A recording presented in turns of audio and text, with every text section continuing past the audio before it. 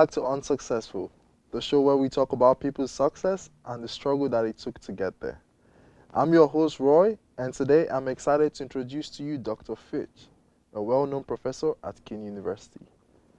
Dr. Fitch, please introduce yourself and tell us where you're from. Hi, Roy. My name is Fred Fitch. I was born in upstate New York, but I was raised in Kentucky, kind of from the South, and been in a lot of different places before I came to King. What would you say is your educational background? Educational background. When I went to college, I majored in English and in speech or communication, and had a theater minor and an education minor. So Really? I took like as many credits as you can and get just one degree. It was kind of, I was one of those students that actually I started out in pre-med. So my vision when I went into college was I was going to be a doctor. And A then, doctor? Yeah, yeah. And So now I'm a doctor, but not a good kind. You know, the calculus did me in on that one. I didn't do calculus very well. So I went from that to being a theater major for a little bit, and then I decided I probably would never make it into the big time, and wound up with English and speech. Oh. But I was very thankful that my parents said, "But you have to get a teaching certificate, so we don't have to support you after you get out of college." So, I mean, I was gonna ask you if, at any point in time during your career you had like change of thoughts in the path you wanted to take, but you already said that you wanted to be a doctor. So, at what point did you leave that and transition into, When I got my grades back from pre-calculus, Yeah. and I realized I've got to take calculus after this, and I wasn't having a good time. You definitely I don't wasn't know having a maths, good do you? time, and the classes that I really enjoyed were more literature classes and things Oh, like that. really? And so I had to have a long talk with my parents to say I'm going to change my major. After all these years, how do you keep up with your teaching techniques? Oh, from you guys. I Oh, try really? to listen to you guys. I mean, I try to keep current, but to be really honest, I, I talk to students to find out what's working and what's not working. So basically, the students are your okay. That Yeah, you works. guys are smart people when it comes right down to it. We learn a lot from you. Do you ever feel, at any point, do you ever feel like maybe you're falling back behind or, you know, Yeah, any about every lapses? semester. But I do my best to again to I can always tell when students are with me and when they're not, Yeah, and um, and when they're not, I gotta double back and figure out what's going on and how can I get better, uh, and yeah, so far so good. It's worked okay. So. do you face any difficulties or issues in this line of work of you? Oh yeah, yeah.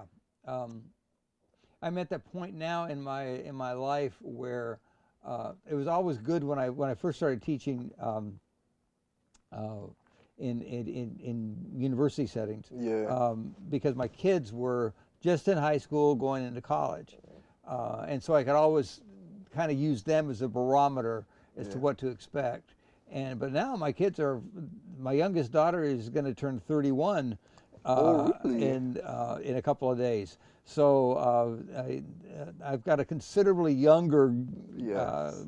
group of students that I don't have that back door to figure out what's actually going on. I see. Um, I heard you did serve some time as a minister. What was that like for you? It was well. Keep in mind, my work in the ministry was in two different places.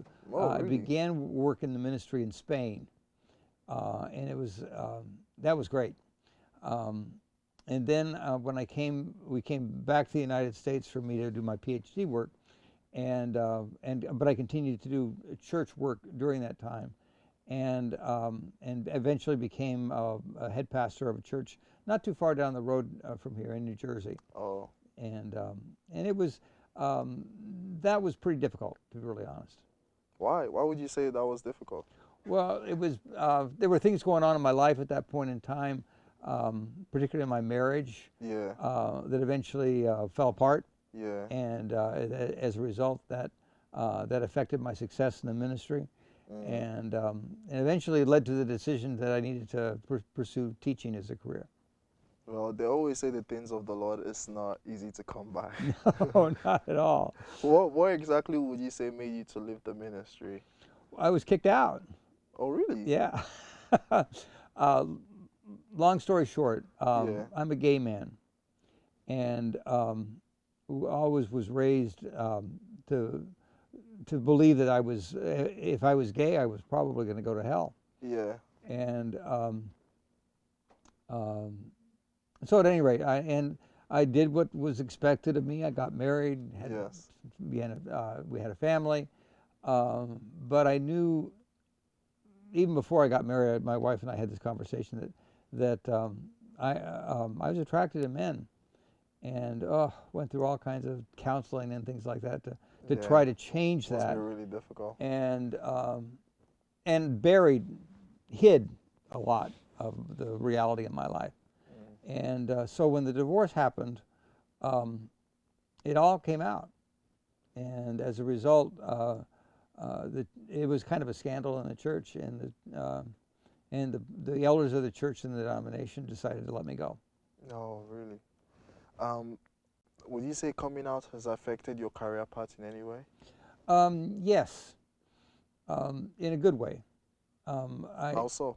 uh, when I first went into teaching full time, Yeah. I thought, oh, I can manage this, being gay, kind of in the shadows still.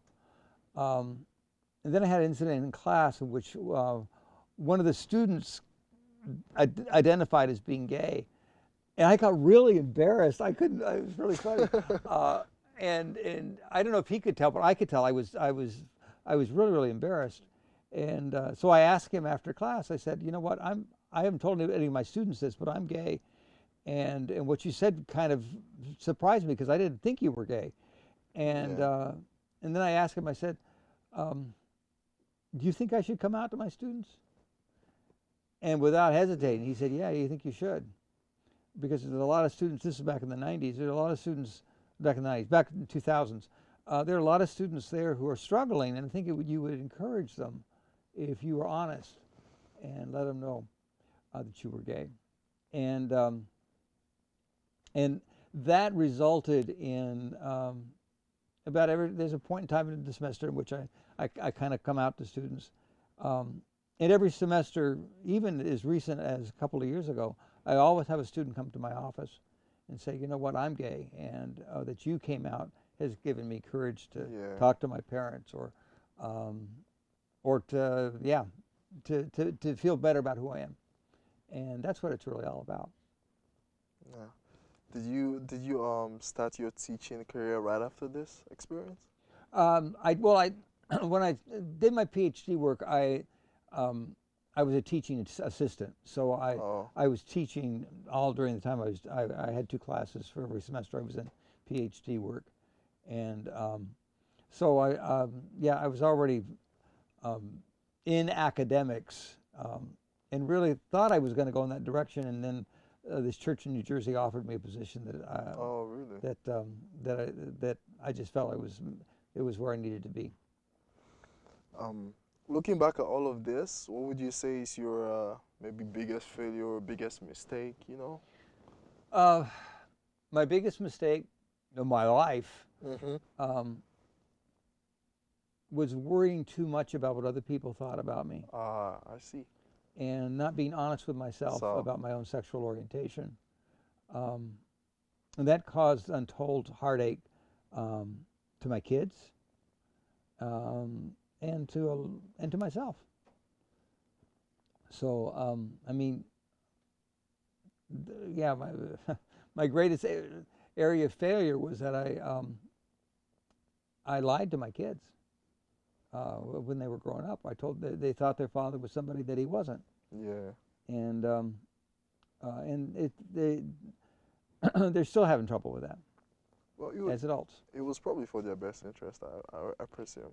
Maybe. Yeah, maybe. I mean, we are resilient as human beings, and and they've all done what they needed to do to adapt their lives to that truth. Yeah. So, say you got an opportunity to turn back the hands of the clock, go to your past. What do you think is one thing you would change? Oh, I would have come out Long before then? long before that. I would have.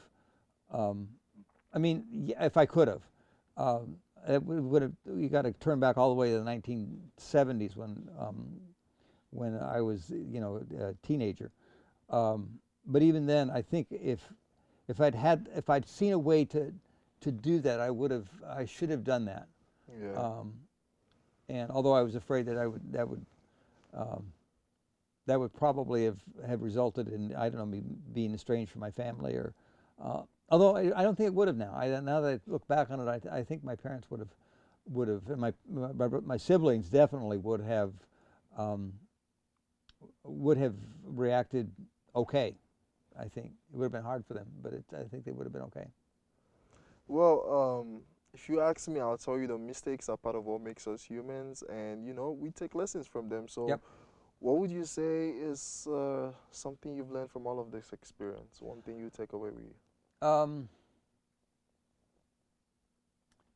the worst thing you can do to yourself and to others is to lie, and uh, and to lie to yourself, and that is that's the source of most human destruction. Is when we think that we can build our lives around something that's not true. So I'm learning. I can't say I've learned, but I'm learning to try to be as honest and as transparent as I possibly can be, because I know at the end of the day that's going to make me happier. Mm. Well, the world has pretty much changed from like back then till now. I mean, it's 2024, of course. Of course, Would you say after everything you've been through, you've come to love and accept, who you are? for the most part. I mean, I don't like that I don't have hair anymore. You know, and but I'm a lot more accepting of myself, just in Yes. general. And yeah. I definitely appreciate you sharing everything you've been through. Lastly, I want to know what guidance would you offer to someone who is having trouble, identifying, sticking with their own identity? Um, Probably first and foremost is find a good therapist. A good Seriously. therapist costs good money. Yeah, yeah, but not so much anymore. Not so much anymore because insurance really, especially now with the pandemic, insurance is really society is really interested in our mental health, and so it's there's a lot more funds available to take care of yourself emotionally and mentally. Um, but you know, other advice is you're wonderful just the way you are. And part of what you need to do is figure out why you are so wonderful. And I'd say that to anybody. Uh, we all measure success in different Hmm. ways, and sometimes our ways of measuring success, we just got the wrong ruler. Yeah. I must say it's been very inspiring and it's been great having you here. Thank you so much Great, Roy. for having a good time. I hope you go and conquer the world because, I mean, of course you can.